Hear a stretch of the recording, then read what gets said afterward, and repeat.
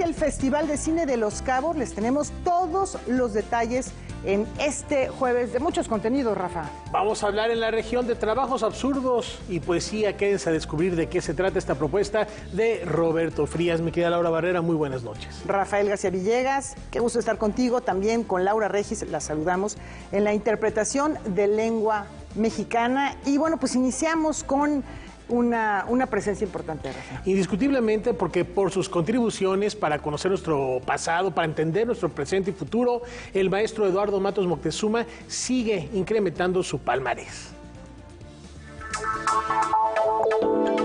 Por su contribución a la historia, la ciencia y la cultura en México, Eduardo Matos Moctezuma recibió el reconocimiento universitario.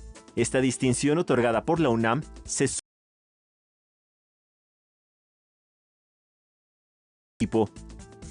Pienso en nuestro homenajeado como aquel que propicia el contacto entre el hombre y el conocimiento, entre culturas y temporalidades, entre generaciones.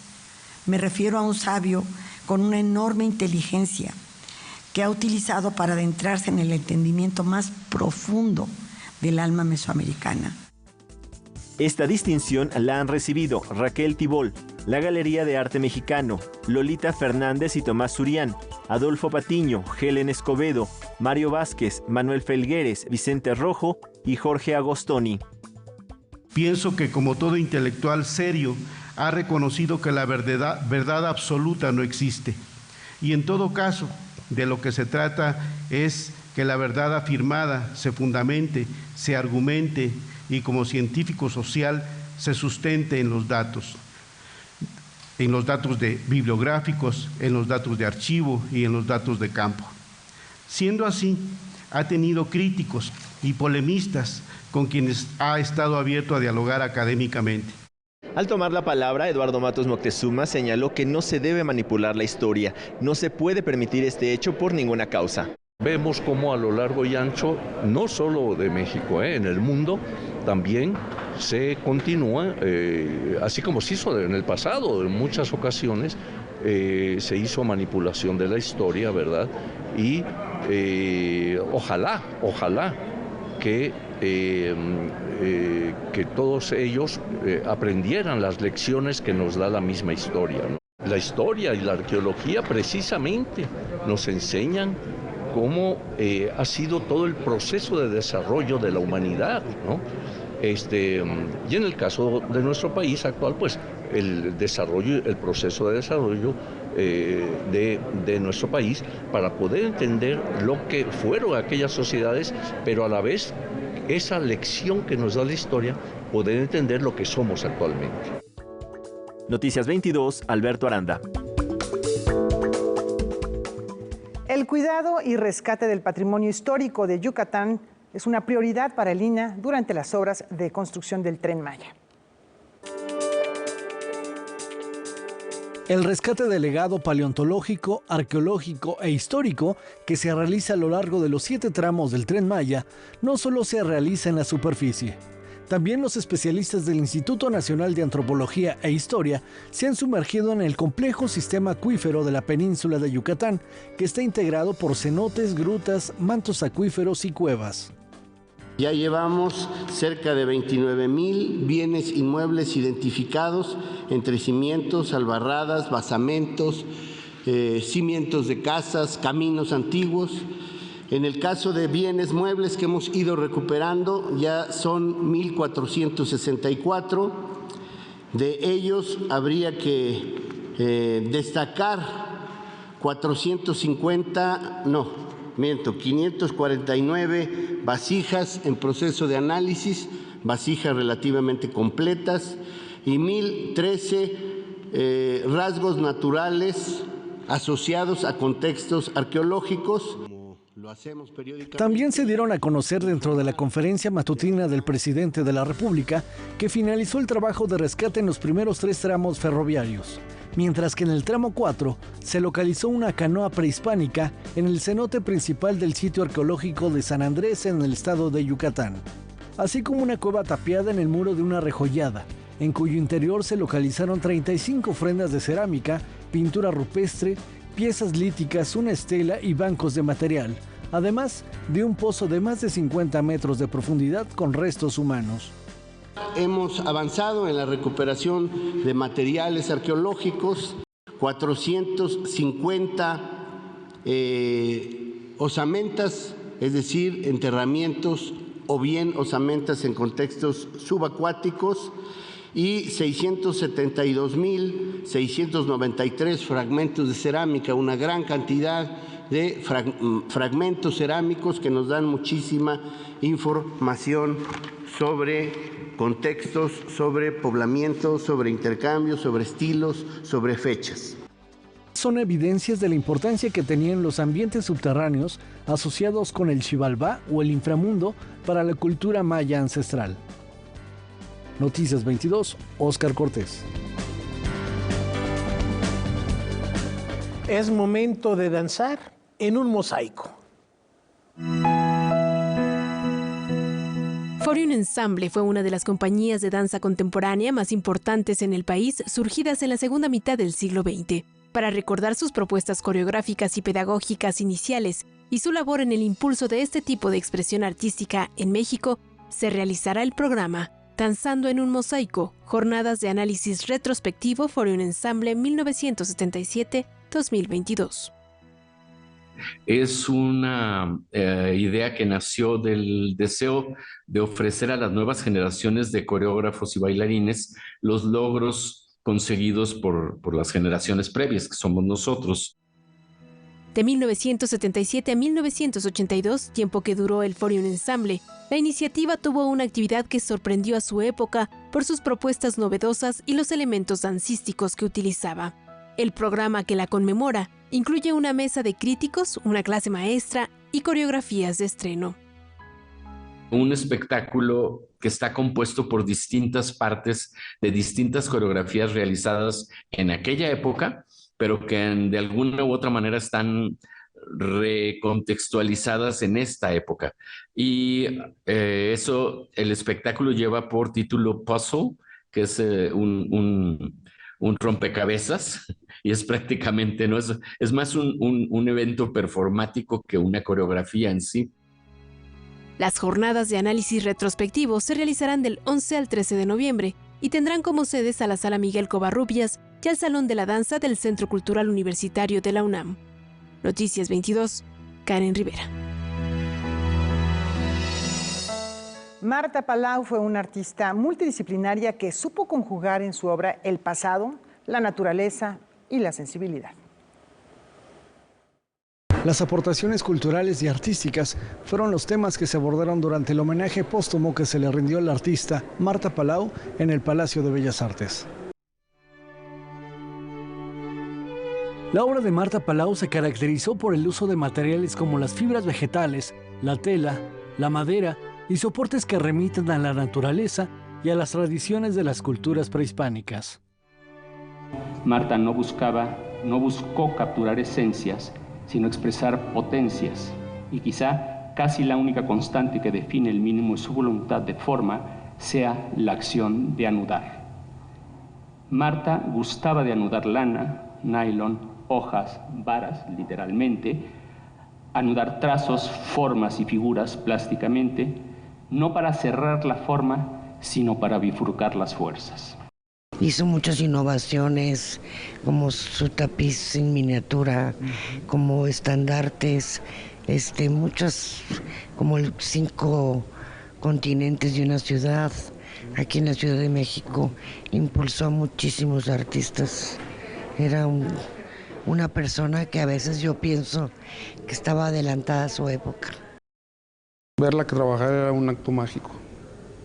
Tenía un don muy especial y tenía una capacidad de trabajo impresionante.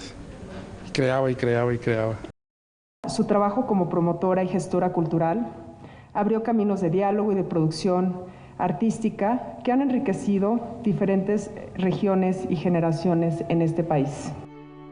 Fue una notable escultora, pintora, ceramista, tejedora y gestora cultural, pionera del arte feminista y cuya obra representa un legado invaluable en el arte contemporáneo en México.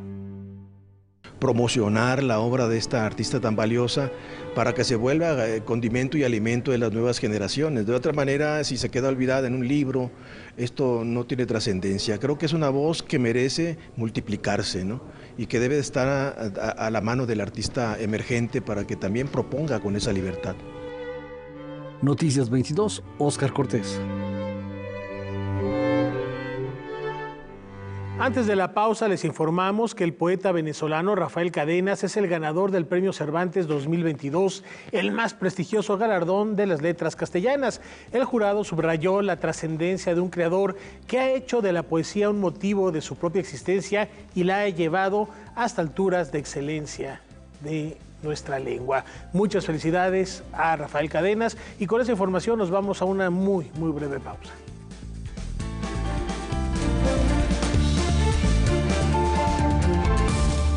¿Quién me ayuda con la otra pandemia? ¿La de obesidad? Con la otra sana distancia, la de la comida chatarra. Con un cubrebocas para el antojo.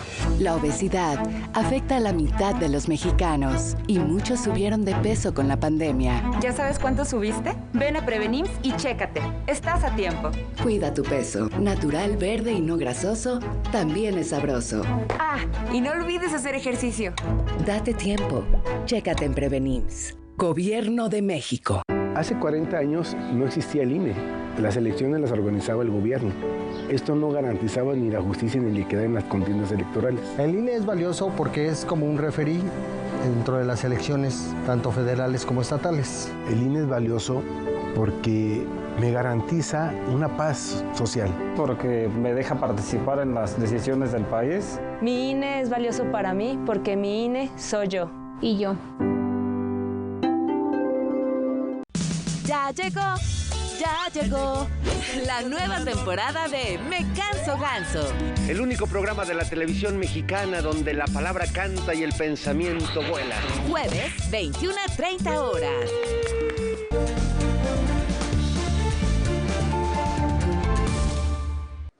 Adentrémonos al mundo de la metafísica para tratar de develar el misterio detrás de la desaparición del doctor Greenberg.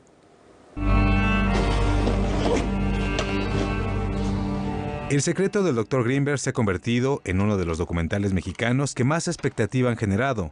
No importa la sede, el lugar o el festival que lo acoge, siempre las entradas se agotan. Con nosotros está Jacobo Greenberg, psicofisiólogo. Algo me dijo, tienes que hacer una película sobre él. Yo pensaba hacer la película, pues venir a México, regresar a México, filmar un par de meses y pues luego editar y ya, ¿no?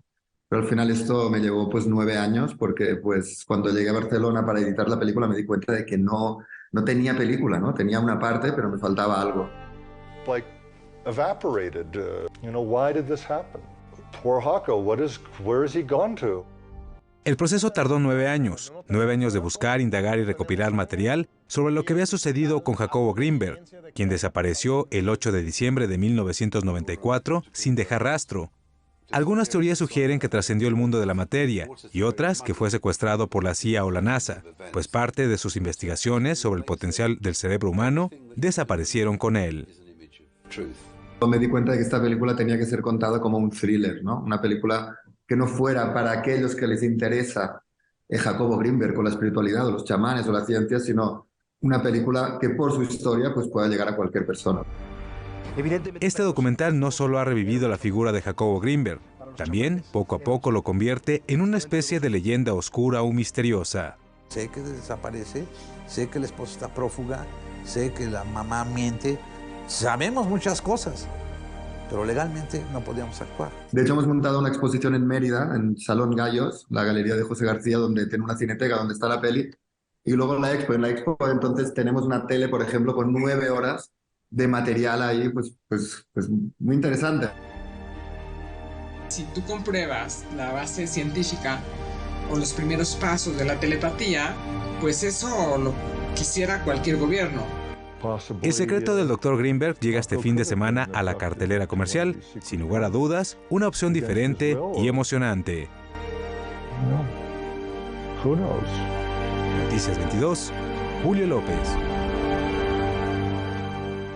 Seguimos con cine. Nos vamos a Los Cabos, Rafa. Está de fiesta cinematográfica. Vamos allá precisamente a Baja California Sur con Rodrigo Peredo. Adelante, Rodrigo, ¿qué nos tienes?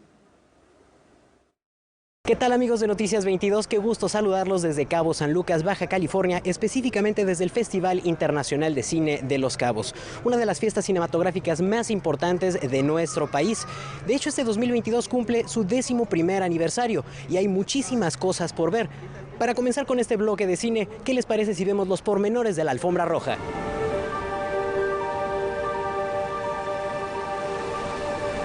Caía la noche en Puerto Paraíso y la música ya anunciaba el regreso del Festival Internacional de Cine de Los Cabos. La gente se abarrotaba en el lugar para ser testigo del arranque de la 11ª entrega.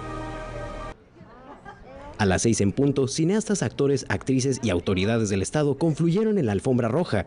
Me siento fascinada, me siento emocionada, me siento empoderada con un programa de cine increíble, yo creo que uno de los mejores de nuestra historia. Estamos empezando nuestra segunda década y la queremos empezar así de fuerte. La fiesta esperó 2 años para volver a mostrar presencialmente lo mejor del séptimo arte en Norteamérica, y todos los presentes celebraron el regreso a las salas de cine en nuestro país. Y es súper importante para nosotros que nos sigan apoyando, que siga la gente yendo al cine, que vean los productos que hacemos en nuestro país, porque si no, no va a haber más producción. Sí es importante que haya este tipo de festivales, este tipo de eventos, para poder invitar a la gente a seguir viendo pues lo mexicano. Por fin ya podamos vernos las caras, ¿no? O sea, una vez que ya se puede volver a la presencialidad, ver cine con los realizadores, salir de la sala, comentarlo, ir a tomarse un café, creo que es a mí lo que me encanta de los festivales y de lo que se trata el cine, que es un encuentro. Si bien esta es una invitación para regresar y retomar los espacios, también es un aliciente para la producción cinematográfica en el país. Pues se está reactivando con más fondos que nunca y más apoyos que nunca. El cine se está produciendo en un mayor número que nunca en la historia, el cine mexicano. Entonces este tipo de encuentros son fundamentales para eso, para seguir avanzando.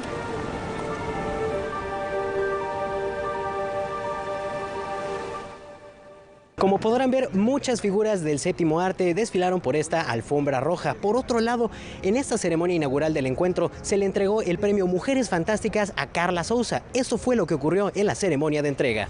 Les tengo una noticia huge. ¡Nos vamos a casar! Carla Souza se ha posicionado entre las actrices y productoras más sobresalientes de nuestro país. Su trabajo ha trascendido fronteras y recientemente la hemos visto en producciones como la serie Home Economics o en la película Turno de Día, al lado de Megan Good y Jamie Foxx.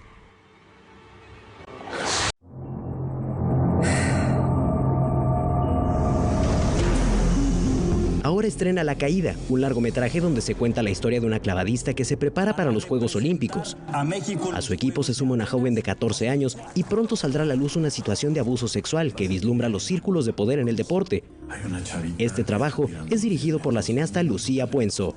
Carajo, Braulio, no me van a tocar otros juegos. No la quiero echar a perder tirando con una niña que no tiene idea de lo que está haciendo. Es una directora muy apasionada que nos cuidó a todos en todo momento. No había ningún momento de violentarnos como actrices para llegar a un objetivo de la película, y justo la película define que la verdad es más importante que el oro. La película habla de este caminar visceral, de la complejidad que es poder nombrar un abuso y lo difícil que es poder hacerlo. Nada de lo que está diciendo mi mamá es cierto. Este proyecto hace exactamente un lustro obtuvo el Fondo Fílmico Gabriel Figueroa, y el propio Festival Internacional de Cine de Los Cabos aprovecha su estreno para reconocer la trayectoria de Carla Souza con el premio Mujeres Extraordinarias. Bueno, es que nuestra vida no es normal. Sí, pero tiene que haber límites. Y nadie, por más chingón que sea, tiene derecho a cruzarlos. Sí, estoy muy honrada. Algunas películas tardan 3 meses en hacerse, otras son 10 años, así que La Caída me tardó 10 años, ya está por estrenarse el viernes y no puedo pensar en un mejor premio que represente el camino de una mujer. Carla Souza es además una voz líder en la denuncia contra el abuso. Durante la ceremonia de entrega, dedicó este premio a las mujeres que aún no se sienten seguras de alzar la voz. Lo único que puedo darle a cambio es la verdad. Al término de la ceremonia inaugural se presentó The Whale, La Ballena, el más reciente largometraje de Darren Aronofsky, una película que marca el regreso de Brendan Fraser a la pantalla grande. Charlie, interpretado por Brendan Fraser, es un hombre con sobrepeso dedicado a la docencia. Su salud es delicada, pesa más de 200 kilos, no puede caminar sin andadera y podría estar viviendo los últimos días de su vida. Él, al enamorarse de un alumno, dejó atrás su matrimonio y abandonó a su hija Ellie cuando tenía tan solo 8 años. Su pareja ha muerto y ahora le invade una depresión profunda, pero buscará a toda costa reparar la relación con su hija, ahora adolescente. The Whale, dirigida por Darren Aronofsky, es un drama psicológico intenso con personajes reales y emocionalmente complejos. Al igual que en su anterior película Madre, el cineasta estadounidense desenvuelve la historia en el interior de una casa, volviéndola un espacio sin salida que genera una sensación de claustrofobia. The Whale llegará a la cartelera el 9 de diciembre. Todavía falta mucho que ver en el Festival Internacional de Cine de Los Cabos y ya les tendremos el reporte completo aquí en Noticias 22. Con imágenes de Francisco Bram, reportó para Noticias 22 Rodrigo Peredo. Devolvemos los micrófonos a la Ciudad de México. Bueno, pues mucha expectativa por esas películas que se están viendo allá y que después podremos disfrutar en cartelera, en plataformas. Además, Darren Aronofsky es un director que respetamos, que seguimos. Hay que seguirlo. Por supuesto. Yo creo que muchas de las películas de Darren Aronofsky están entre las favoritas de nosotros, ¿no, Rafael? Indiscutiblemente. Requiem por un sueño, simplemente. O Pi. El orden del caos. Es gran película también. Ajá. Y esta de Mother es interesante. La fuente de la vida. Son películas que de repente son un poquito complejas, de manera particular esa de Efectivamente. De vamos a seguir cubriendo, por supuesto, el Festival Internacional de Cine de Los Cabos. Ahí está Rodrigo Peredo y nos tendrá el reporte en los próximos días. Por lo pronto, ¿cambiamos de tema, Laura? Sí, así es. En el contexto de los 16 días de activismo por la Jornada Internacional de la Eliminación de la Violencia contra la Mujer, vamos a visitar el Centro de Investigaciones y Estudios de Género.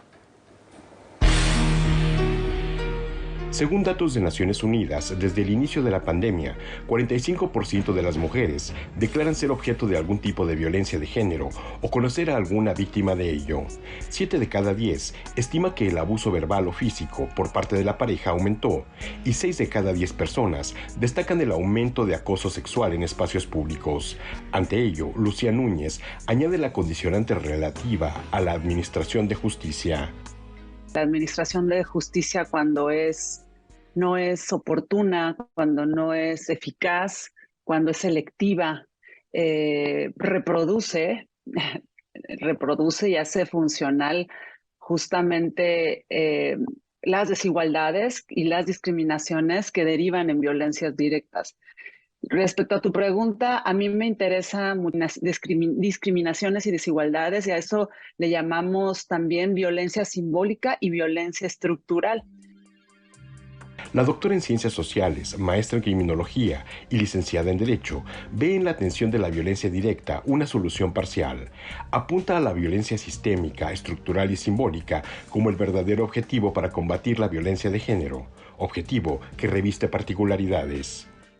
Se intrincan con otras, ¿no? No es lo mismo, por ejemplo, y no porque sea más importante o menos importante, la violencia que sufre una mujer indígena a una mujer urbana, ¿no? Clase media. Y a esto le hemos llamado, desde el ámbito jurídico, la interseccionalidad de las desigualdades de poder y el acceso a recursos. Y ahí es cuando entra lo económico. En el campo de la violencia simbólica, destaca el papel de los medios de comunicación, pero señala que son estos los que en muchos casos reproducen mensajes de subordinación de lo femenino ante lo masculino, hecho que debe cuestionarse de manera más rigurosa. Tendríamos que cuestionarnos cómo se comunica la violencia, ¿no? Generalmente lo más burdo, lo más grosero ha sido, pues, lo que ya también desafortunadamente es un lugar común, es de cómo se exponen y se muestran los cuerpos. Obviamente generizada esta exposición, ¿no? Y sexualizada, por tanto, a los cuerpos femeninos, precisamente por la desigualdad de género. Noticias 22, Víctor Gaspar. Hoy en Debate 22, para hablar sobre la democratización de la UNAM, Jacaranda Correa estará acompañada por el profesor de asignatura César Enrique Pineda y el investigador Imanol Ordorica, ambos de la máxima casa de estudios. Un tema bastante interesante, no se lo pierdan al término de este espacio formativo. Por lo pronto nos vamos a una muy breve pausa.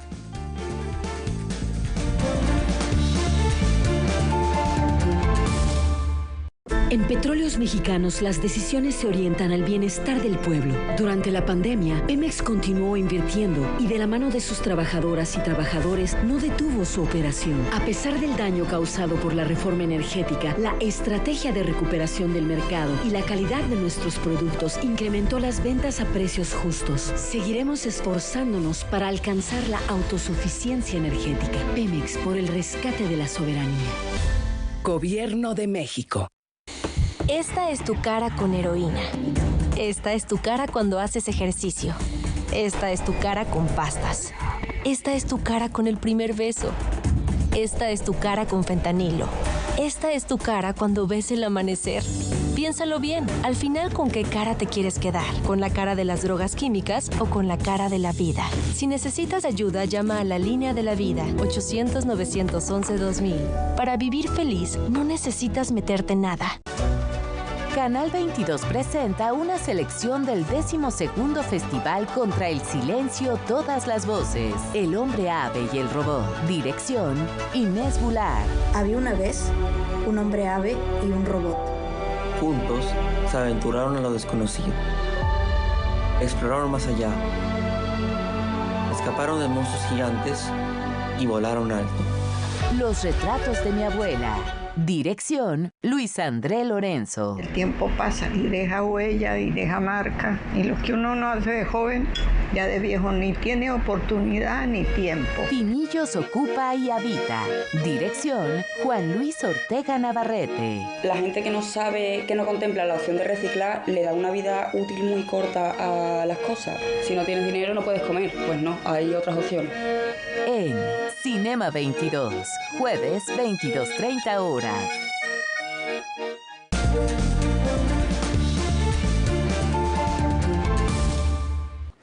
Como cada semana les hacemos la invitación para leernos en otros.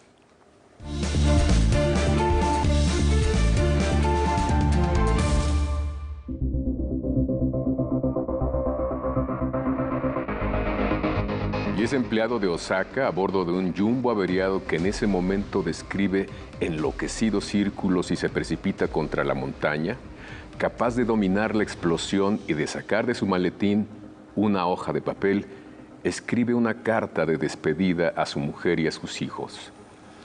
Los otros pasajeros están gritando, en tanto el equipaje de mano, los paquetes y las almohadas les llueven encima. Se sostiene con las piernas apretadas contra el asiento delantero para evitar caer de bruces al pasillo.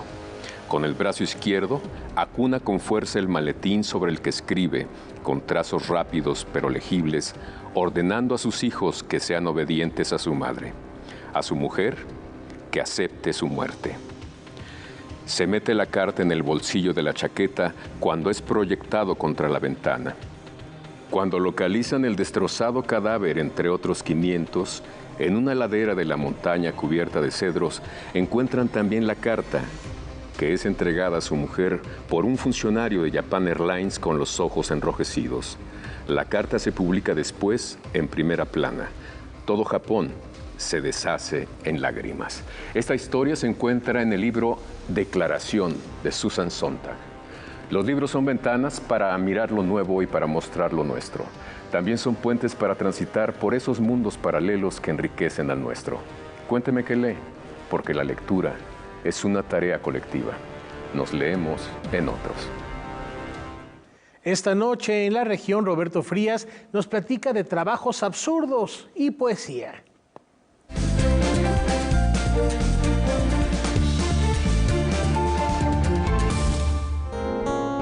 En este mundo de capitalismo salvaje, saturación del mercado laboral y falta de oportunidades, no es raro que muchas personas deban trabajar, al menos por un tiempo, en todo tipo de trabajos para mantenerse, en lo que llega a esa deseada oportunidad. Nos ha pasado a muchos de nosotros y a los escritores les pasa muy seguido, porque su trabajo verdadero, el de su vocación, tarda mucho en fructificar. Tal fue el caso también de un Octavio Paz joven, quien a los 24 años, en 1938, se instala en la Ciudad de México de vuelta de su participación en un intento educativo en Mérida y ejerce todo tipo de empleos. Así fue como se convirtió en ese año en inspector de la Comisión Nacional Bancaria. Según nos cuenta Ángel Alberto Adame, las tareas de Paz incluían las de realizar visitas de verificación a las oficinas de las instituciones bancarias, revisar cortes de caja, comprobar cuentas sobre los títulos de crédito, asistir a los remates y sorteos que efectuaran los bancos y la quema de billetes. Escuchó usted bien, quemar los billetes que salían de circulación debido a su deterioro. Nos imaginamos al poeta en ese tráfago de labores burocráticas arriba y abajo por el centro histórico y por la calle de San Juan de Letrán, rumiando versos y revisando cuentas bancarias. Él mismo lo refirió en varias partes. Dijo, por ejemplo, vi el otro aspecto de la economía, la otra cara del régimen capitalista, también el carácter fantasmal del dinero. El dinero es un signo, pero un signo que se destruye. Vi las grandes llamaradas que se comían millones de pesos, que ya no eran millones, sino papel viejo.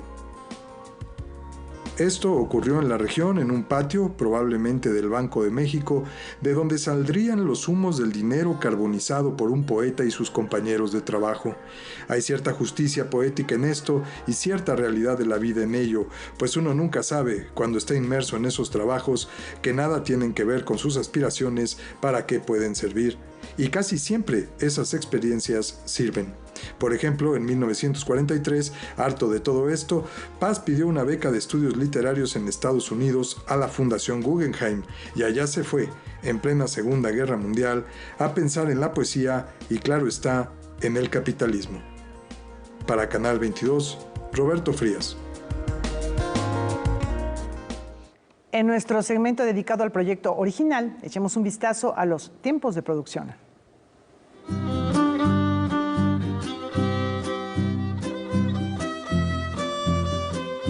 Si una prenda, imagínense comprar una caja de hilos hilados en Puebla en una máquina industrial, ¿no?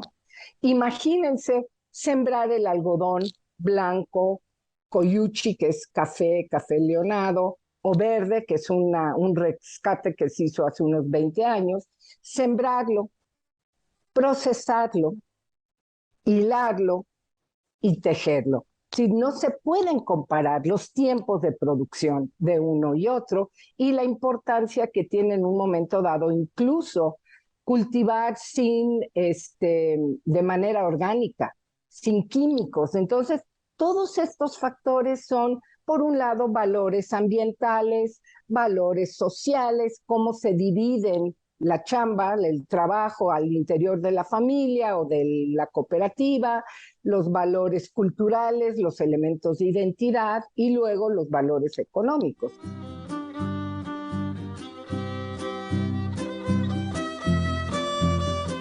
Las mujeres de Shakespeare se han reunido en la teatrería para hablar de un hallazgo preocupante sobre la opresión en nuestros días. Las mujeres en la literatura de Shakespeare no son iguales, desde Adriana en la Comedia de los Errores, pasando por Bianca en La Fierecilla Domada, Cornelia del Rey Lear, Desdémona de Otelo y Julieta en Romeo y Julieta, muestran una evolución en su carácter y forma de pensar que para la época no era común. Este hecho fue el punto de partida para la obra Mrs. Shakespeare. No será sino para que nuestras suaves formas y nuestros corazones estén en armonía. La obra trata de 3 actrices que son, digamos, puestas en custodia por un personaje transhistórico que se llama Henslow, que además históricamente fue el personaje que tuvo los libretos originales de Shakespeare, él se los compró. Entonces este personaje las pone en cuestión porque ellas están alterando, según él, los contenidos del canon shakespeariano, ¿no? Entonces las encierra y les dice, esto no puede pasar, ¿no? Vamos a hacer un juicio. Emoe de la Parra, Emadip, Daniela Zavala y Renata Wimmer son las actrices encargadas de encarnar a las mujeres de Shakespeare, pero sobre todo se cuestionan por qué si desde el siglo XVII ya se hablaba de la opresión hacia las mujeres, seguimos casi igual. Podemos ver en Shakespeare desde personajes que están ahí hasta los últimos personajes femeninos Y ahí vemos cómo es su evolución, ¿no? Cómo de pronto su trabajo empieza a complejizarse y hasta él mismo a burlarse de las reglas que había entonces, de esas convenciones de las mujeres no pueden estar en escena. Él viste a sus mujeres de hombre para que ellas puedan liberarse, su intelecto, critica todo este, digamos, sistema que está reprimiendo un poco a la mujer. Estamos revisando estos textos, qué tanto nos tienen que decir a las mujeres hoy, y de pronto te das cuenta que muchas de las situaciones que Shakespeare plantea en estos personajes femeninos, aún las seguimos viviendo. Entonces creo que eso es lo bonito, ¿no? Como evidenciar que al paso de los siglos, ¿no? Esto de algún modo sigue vivo, ¿no? Y cómo Shakespeare eso lo pudo encontrar cuál era el conflicto más grave para una mujer en ese momento. Mrs. Shakespeare se presenta en la Teatrería, espacio localizado en la calle de Tabasco 152 en la colonia Roma. Noticias 22, Alberto Aranda. Llegó el momento de saber qué recomendación cinematográfica nos tiene preparada Leonardo García Tsao. Adelante, maestro. Bueno, ¿cómo están? Como les había dicho la semana pasada, sigue la exhibición del Festival 12º de Contra el Silencio Todas las Voces. Esta colección de cortos y mediometrajes se exhiben aquí en el 22 los jueves, viernes, sábados y domingos. Esta semana continúa. Entonces yo les voy a recomendar otra película que está en cartelera que se llama La Caja, del director venezolano, pero radicado en México, Lorenzo Vigas. Él mismo ha afirmado que con esta película completa una trilogía sobre la paternidad, pues es un tema que abordó en su ópera prima Desde Allá, con la que ganó el León de Oro de Venecia en 2015, y en el documental Ladrón de Orquídeas, sobre su propio padre, el pintor Osvaldo Vigas.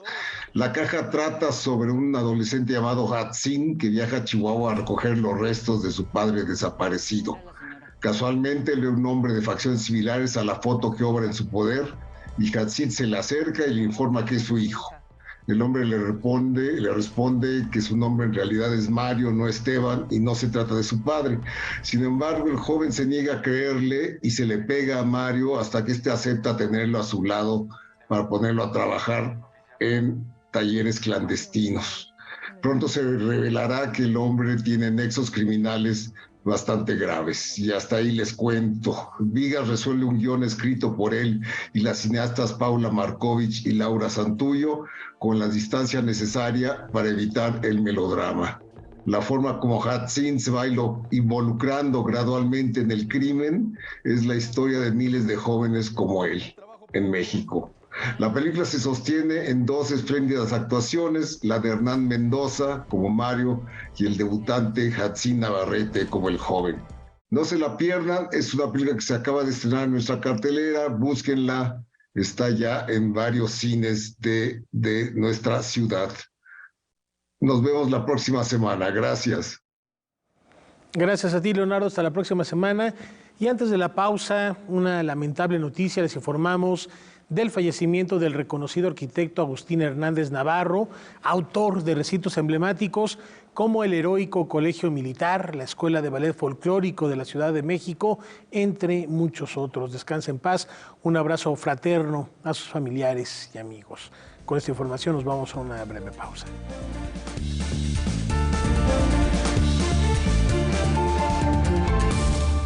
Dilatación de pupilas, pérdida del habla.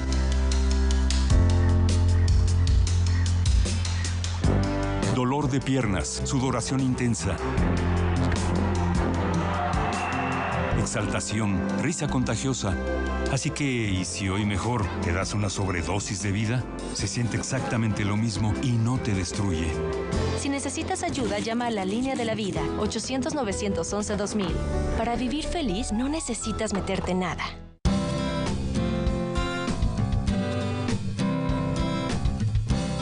Como audiencia, tienes derechos.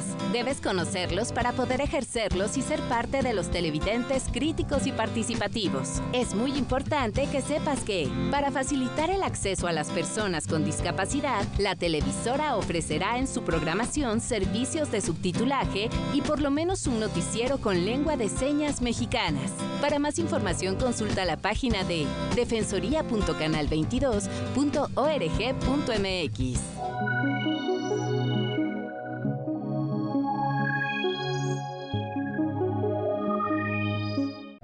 ¿Qué tal? ¿Cómo les vaya? Estamos listas aquí en el estudio de Debate 22.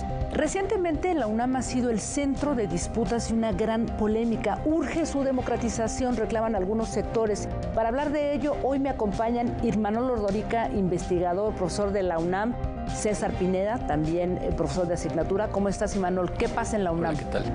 La UNAM es una gran universidad, pero tiene que ponerse al día. Es necesario superar el anquilosamiento de sus formas de organización, de su gobierno y de sus relaciones laborales. César Pineda.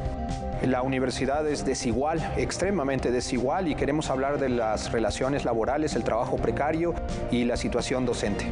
Temazo el de hoy, aquí a las 9 de la noche en Debate 22.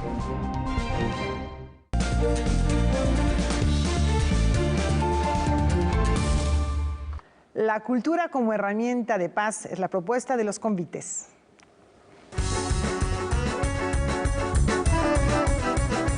En Aguililla, Michoacán, uno de los municipios que registra más violencia en el país, se implementó el programa Convite Cultural, que consiste en identificar los hábitos e intereses de la comunidad para desarrollar actividades artísticas.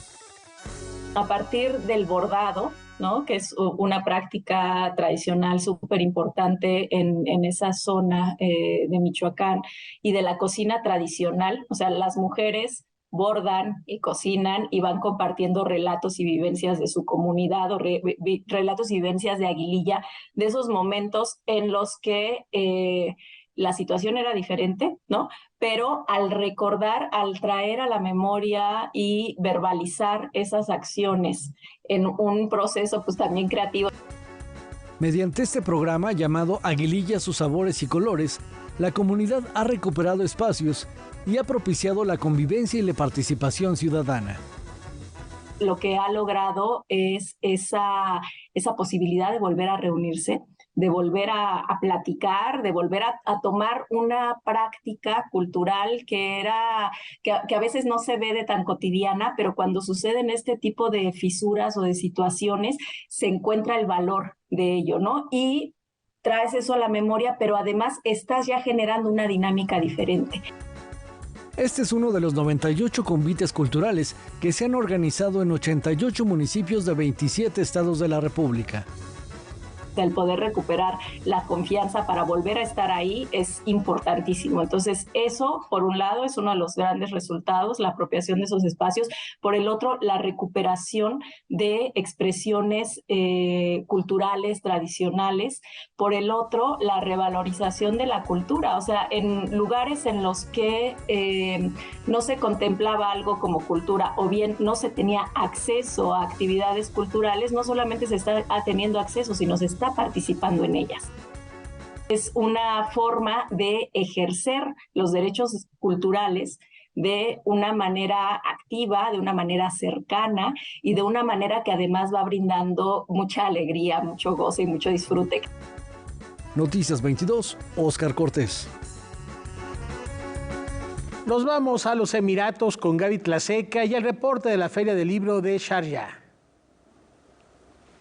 Soy Gaby Tlaseca desde acá, desde Sharjah, en los Emiratos Árabes Unidos. Yo hoy les voy a platicar la importancia que tienen las redes sociales para jalar a las generaciones más jóvenes a la lectura. Y de esto platicamos con la coordinadora de la Book Authority y aquí se las presento. Spread the Word es el lema de la edición 41 de la Feria Internacional del Libro de Sharjah, el cual refleja el verdadero poder contenido en las palabras y su impacto en todos los aspectos de la vida. Con este eslogan, el Emirato Árabe busca transmitir que las palabras no se escriben para esconderse entre las tapas de los libros. Las palabras están en el centro de todas las actividades creativas y, de hecho, en el corazón de todo lo que hacemos. Here in Sharjah International Book Fair, we believe in empowering the concept of reading for the children and youth. From that perspective, we do have lots of initiatives and lots of programs we organize in here during the book fair itself. We have lots of activities happening, lots of workshops dedicated for reading and creative writing. Desde la Feria Internacional del Libro de Sharjah, su coordinadora nos platica cómo buscan fijar hábitos en sus lectores. We do create certain activations during the or through these technologies and through these channels to set like a certain idea to the youth. And give them an idea of the importance of reading in their life. We have launched a campaign last year called "If you are into something, you are into books." It encourages the children or the youth or everyone in this world to start reading whatever was his interest in the world. Pero viviendo entre los libros, ¿cuál es el favorito de Kaula Al-Mujani? For me, well, usually I read the self-development books, but the most, my favorite book is The Alchemist for Paulo Coelho.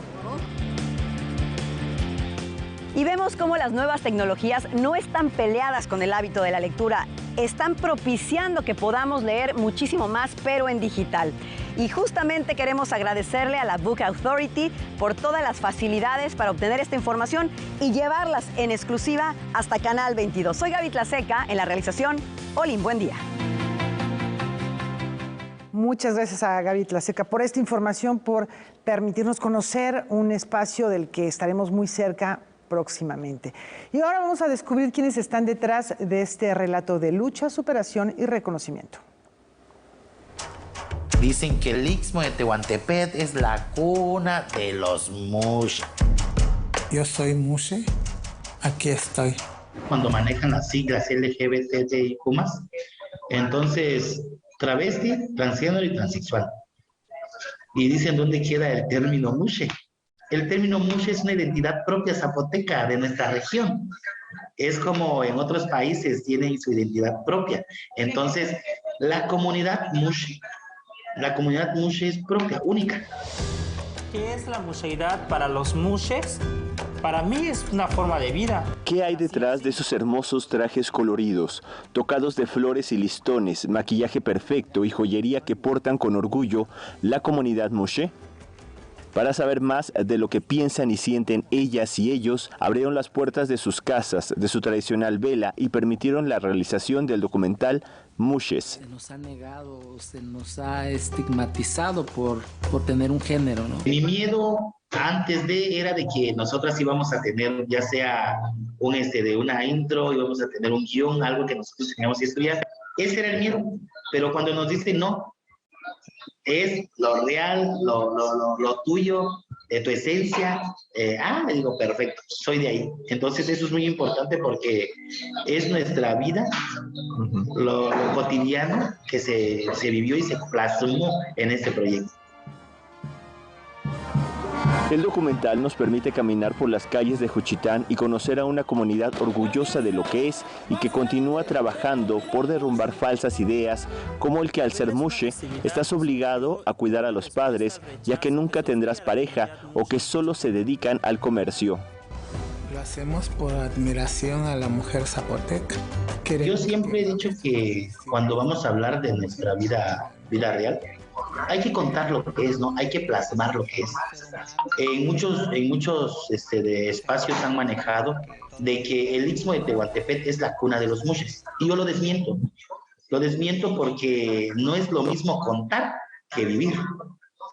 Muchas compañeras han vivido discriminación en casa, por parte de papá, por parte de mamá, por parte de hermanos, de abuelos, X. Entonces, empezar de ahí es difícil para muchas compañeras contar su historia. Van a haber personas que se van a reflejar en cada una de las vidas de las compañeras, o incluso mía.